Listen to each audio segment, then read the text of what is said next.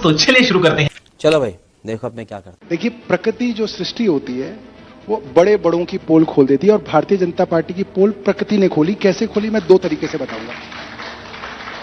11 साल से ये अरविंद केजरीवाल को ये कह के गाली दे रहे थे कि भैया ये तो फ्री का ये बांट रहा है, फ्री का ये बांट रहा है, फ्री का ये बांट रहा है और ये सारा पैसा लुटा रहा है, इससे देश की इकोनॉमी खत्म हो जाएगी, सब कुछ लुट जाएगा, सब कुछ खत्म हो जाएगा। आज भगवान का विधान देखिए, आज सुधांशु जी और इनसे पहले मनोज तिवारी जी कसम खा के गए हैं, हम भी देंगे फ्री, हम भी फ्री देंगे, हम भी फ्री देंगे। सही पकड़े हैं। ये भगवान ने इनको आईना दिखाया। दूसरा, 5 साल से दिल्ली का पानी पी पी के भारतीय जनता पार्टी कहती थी अरविंद केजरीवाल जहरीला पानी पिला रहे हैं, जहरीला पानी पिला रहे हैं। अभी मनोज तिवारी आपके शो पे आप भी बैठे थे, क्या कह के गए? 20,000 लोग एक साल में दूषित पानी पीने से मर गए दिल्ली में। अभी क्या कह गए आपके सामने, ठीक है? और जब अरविंद केजरीवाल ने कह दिया कि ये जो अमोनिया रूपी जहर है, बात तो सही है दौड़ना तो पड़ता है, उसके धंधे के बारे में ये हरियाणा से आ रहा है, तो भगवान की लाठी देखिए। प्रधानमंत्री को कहना पड़ रहा है कि भैया 11 साल से मैं अरविंद केजरीवाल द्वारा दिया जा रहा यमुना का पानी पी रहा हूं, देख लो मैं स्वस्थ हूं। यही नहीं, अभी और सुनिए। आप देखिए, भगवान का आईना देखिए। इनकी दोनों के दोनों झूठ जो है दुनिया के सामने आ गए और इनके मुंह से आ गए। इससे बड़ी क्या क्या भगवान का न्याय हो सकता है? आप ये सोचिए, हमारा पानी पीते हैं, हमारे द्वारा दिया गया पानी पीते हैं और प्रधानमंत्री पानी पी रहे हैं। और मनोज तिवारी अभी क्या कह रहे थे कि झुग्गी झोपड़ी वाले 2-2 हजार रुपए का खरीद के पानी पी रहे हैं। भैया, प्रधानमंत्री कह रहे हैं कि वो हमारा यमुना का पानी पी रहे हैं और तुम कह रहे हो कि झुग्गी झोपड़ी वाले खरीद के बिस्लेरी का पानी पी रहे हैं। तो प्रधानमंत्री झूठ बोल रहे हैं, मनोज तिवारी झूठ बोल रहे हैं, ये बता दो। ये बड़ी अच्छी बात कही आप। ये तो सोचिए, ये यहां पे मंच पे आके झूठ झूठ झूठ झूठ बोलते, इसीलिए चुनाव हारते हैं। अरविंद केजरीवाल वो हैं जिन्होंने 200 यूनिट बिजली फ्री कही और दी, 400 यूनिट आधी कही और दी, महिलाओं को फ्री बस सफर कहा और दिया, बात तो सही है। 20,000 लीटर पानी कहा, फ्री दिया, बुजुर्गों को तीर्थ यात्रा हमने कहा कहेंगे देंगे, दी। और इन्होंने कहा था कि 15 लाख रुपए हर आदमी को मिलेंगे, मिले नहीं मिले। इन्होंने बोला था डॉलर के मुकाबले रुपए ऊपर जाएगा, गया नहीं गया। इन्होंने कहा था कि 2 करोड़ युवाओं को नौकरी हर साल मिलेगी, कहीं नहीं दी। शर्म करो। इन्होंने कहा था कि पेट्रोल डीजल जो है 30 रुपए लीटर मिलेगा, हुआ नहीं हुआ। इन्होंने कहा था कि मिडिल क्लास का शाबाश बेटा, बहुत बढ़िया। इनकम टैक्स माफ कर दिया जाएगा, किया नहीं किया। इन्होंने तो कुछ भी नहीं किया, इन्होंने तो कोई एक काम नहीं किया जो इन्होंने बात कही थी। और रही बात काम की, ईमानदारी की, इनके 1 दर्जन मुख्यमंत्री दिल्ली के अंदर रोज सभा करके कह रहे हैं कि हमारे यहां डबल इंजन की सरकार है, दिल्ली में डबल इंजन की सरकार चलाएंगे। ये गड़बड़े बाबा। मैं सुधांशु जी से जानना चाहता हूं, और बहुत सीरियस मामला है। 2013 में महाकुंभ के अंदर रेलवे स्टेशन पे स्टैम्पेड से 13 लोगों की जान गई थी। 2 हफ्ते तक टीवी पे वहां की राज्य सरकार से सब लोग और भारतीय जनता पार्टी के लोग जवाब मांग रहे थे कि भाई ये 13 लोगों की मृत्यु कैसे हो गई।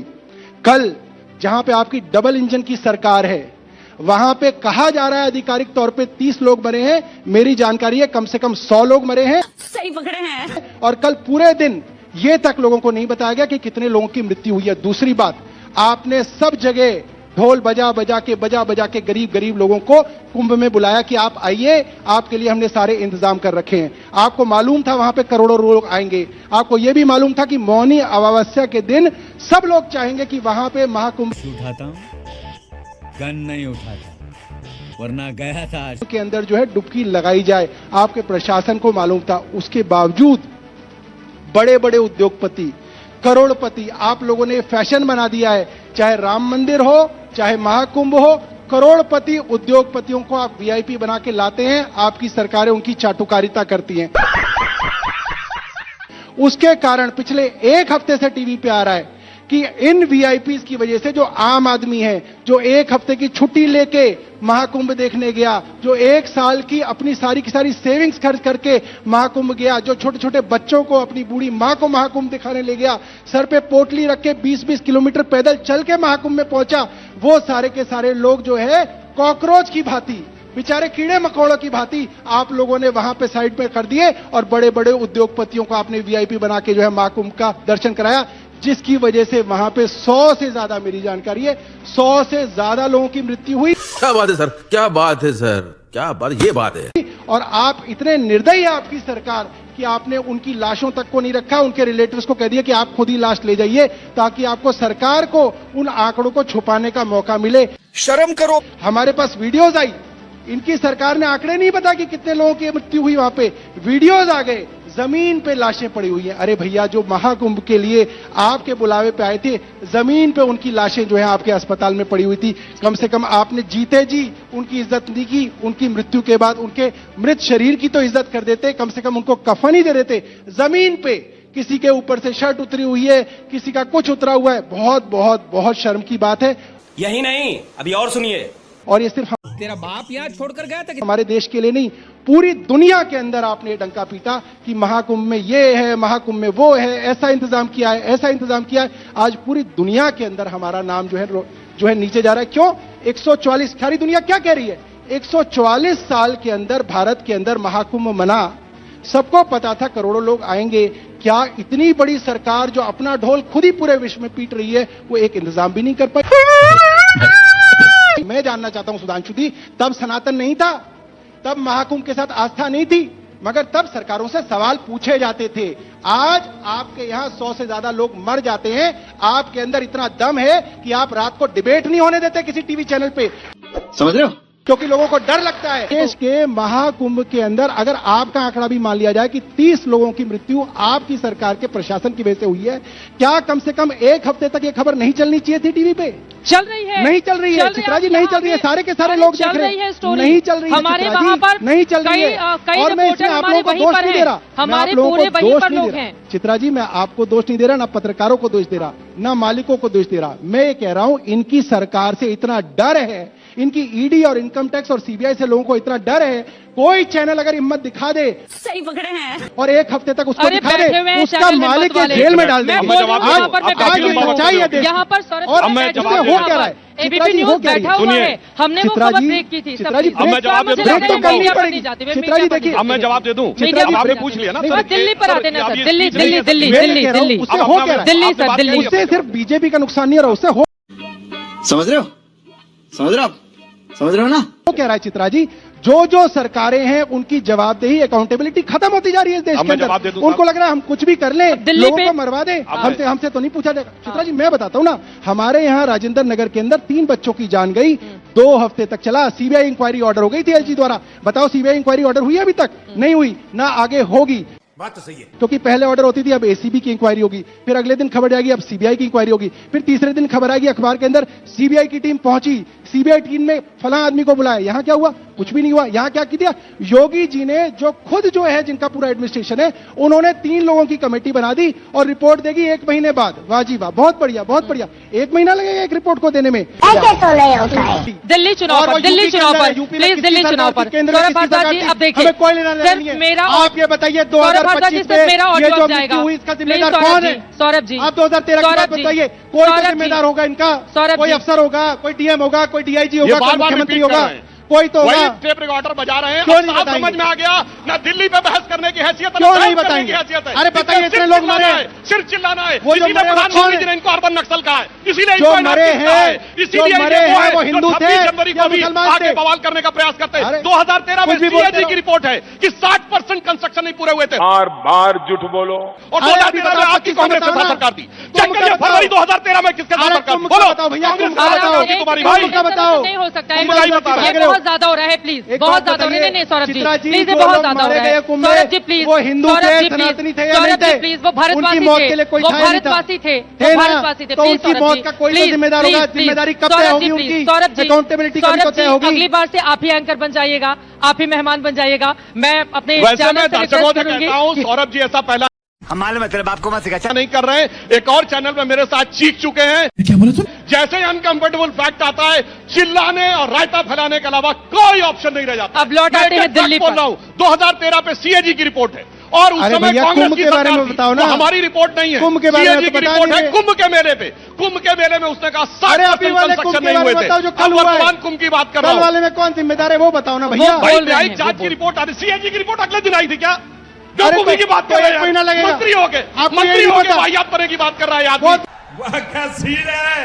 बढ़िया, बढ़िया, बहुत बढ़िया, बहुत CAG की रिपोर्ट आएगी। अरे जांच की रिपोर्ट तो का टाइम CAG लगता की है, रिपोर्ट में पता मगर चलेगा। एक और बात चुनाव पर दिल्ली चुनाव एक और पर बात समझ में आ गई कि दिल्ली पे बात करने की हैसियत नहीं है। कुंभ में तो योगी जी ने पूरी कैबिनेट के साथ डुबकी लगा के दिखा दी। अरे कहना क्या चाहते हो? तुम्हारी हैसियत अरे को भैया, डुबकी लगा के लोग भी तो दिखाओ मार यमुना दिया में। तुमने। मगर वो इनको नहीं पता बताया। है कि अगर डुबकी लगाएंगे तो सियासत ही डूब जाएगी। इनके लिए एक लाइन कहना चाहता हूं, चंद बातें करना मुतमई होना नहीं अच्छा। सियासत आखिरी दम तक सभी को आजमाती है और बहुत गलती की गुंजाइश नहीं होती सियासत में। जरा किरदार हल्का हो, कहानी डूब जाती है। मस्त जोक मारा रे, ये हंस रहे हल्का हंस। वो डूबने का डर है, इसलिए लगातार चिल्लाते चले जा रहे हैं। फैक्ट के ऊपर बात करने की स्थिति नहीं है। और मैं बताना चाहता हूं, दिल्ली में जब इनकी सरकार आई सरप्लस का बजट था, 1.54% ऑफ द रेवेन्यू सरप्लस था, घटता चला गया। पिछली बार 0.3% रह गया। और इस बार दिल्ली की सरकार की स्थिति यह है कि 10,000 करोड़ रुपए नेशनल स्मॉल सेविंग फंड से कर्जे का आवेदन दिया है। दिल्ली के मुनाफे के बजट को घाटे में ले आए और कह रहे हैं कि दिल्ली की बड़ी खिदमत कर रहे हैं। मैं दिल्ली की जनता को बताना चाहता हूं, आम आदमी पार्टी 5,000 रुपए का माइक हाथ में लेके चलती है और जनता के घर घर जाती है। इसलिए जो बड़े बड़े माइक लगे हुए हैं ना सारे में, इसके ऊपर हम डिपेंडेंट नहीं रहते। इन बड़े बड़े माइकों ने और इन बड़े बड़े कैमरों ने हमें 2013 भी हराई थी, 15 भी हराई थी, 20 भी हराई थी। मगर 5,000 रुपए का आहूजा का माइक लेके चलता है आम आदमी पार्टी का वॉलंटियर और गली गली घर घर चाय की दुकान पे जाके सच बताता है। इसलिए आप कितने भी चिल्ला लो इन चैनलों के ऊपर, समझ रहे हो? जो लोग मरे हैं, ठीक है, उनकी आत्माएं ऊपर से देख रही होंगी और वो जान रही होंगी कि हमको किसने बुलाया था और किसकी लापरवाही से कितने लोग मरे हैं। सही पकड़े हैं। आप छुपा लो, चैनलों पे मत चलवाओ खबर, चैनलों पे बहस भी मत होने दो, मगर सच्चाई कब तक छुपाओगे आप लोग, कब तक छुपाओगे? आपसे मैंने सारी चीजें पूछी, आपने सारी दुनिया की 2013 की बता दी, पठानकोट की बता दी, यहां की बता दी, वहां की बता दी। भैया आप ये नहीं बताया, कोई नहीं लाया, आपने ये नहीं बताया कि 2025 में महाकुंभ में आपकी डबल इंजन की सरकार के दोनों इंजन, जिनको वहां पे महाकुंभ की अरेंजमेंट देखनी थी, वो अरेंजमेंट छोड़ के दिल्ली के अंदर रैलियां क्यों कर रहे थे? बात तो सही है। आपको वहां नहीं होना चाहिए था, आपको महाकुंभ में होना चाहिए था। आपने बुला लिया, मतलब मैं किसी को बुला लूं और मैं उठ के कहीं और चला जाऊं, कौन मैनेज करेगा? इसीलिए तो किसी की जवाबदेही नहीं तय हो पा रही। क्यों नहीं हो पा रही? क्योंकि आपने वहां पे प्रशासन नहीं चलाया और आपको प्रशासन चलाना आता भी नहीं है। आप झूठ बोलते हैं कि आपको प्रशासन चलाना आता है। शाबाश बेटा, बहुत बढ़िया। आप इसको सिर्फ मैनेज कर रहे हैं और वो ईडी और सीबीआई के डंडे को दिखा के आप मैनेज कर रहे हैं पूरे देश को, समझ रहे हो? मगर देश अब समझ रहा है, धीरे धीरे सब समझ रहा है। जब आपकी मिसमैनेजमेंट के ऊपर उंगली उठाए तो आप इसमें कहते हैं इसमें तो सनातन का अपमान हो गया। भैया वो जो लोग मरे हैं वो सनातनी नहीं थे, वो हिंदू नहीं थे। उन हिंदुओं की मौत का जिम्मेदार कौन है वो तो बताइए, या इसमें कोई नहीं कॉन्स्पिरेसी थ्योरी ढूंढ के लाएंगे? कल परसों किसी अब्दुल को ढूंढ के लाएंगे कि एक अब्दुल था वहां पे, उसने वहां पे शोर मचा दिया, उसने वहां पे अफवाह कर दी, इसकी वजह से पूरा का पूरा मैनेजमेंट गड़बड़ा गया, इसकी वजह से लोग मर गए और किसी को बंद भी कर देंगे। ये बड़ी अच्छी बात कही आप। जब तक उसका मुकदमा चलता रहेगा लोग कहेंगे हाँ यार किसी अब्दुल ने जो है ना करोड़ों के लिए, मतलब हजारों करोड़ रुपए खर्च करके आपने लोगों को बुलाया और आपका बेसिक मैनेजमेंट नहीं था। मैं रामलीला कराता हूं अपने यहां, 5,000 लोग आते हैं रामलीला के अंदर, मगर हमको ये चीज का अंदाजा होता है कि आपने 5,000 लोग बुलाए हैं। अगर वहां पे कोई अफवाह हो गई, भगदड़ मच गई तो एग्जिट गेट्स कहां कहां है, ये तो बेसिक है। आप कहीं पे भी पब्लिक को बुलाओगे वहां पे एग्जिट गेट्स होने चाहिए थे, आपके एग्जिट गेट्स नहीं थे। इसलिए लोग, आप सोचिए ना, किसी की मां उसके साथ आई, उसके हाथ में उसकी मां का हाथ था, वो मां बिछड़ी और उसके सामने, उसकी आंखों के सामने लोग उसकी मां को रोनते चले गए और उसकी मां मर गई। शर्म करो। आपको उन लोगों का दुख ही नहीं है और आप चाहते नहीं कि पब्लिक उस चीज को समझे। क्यों?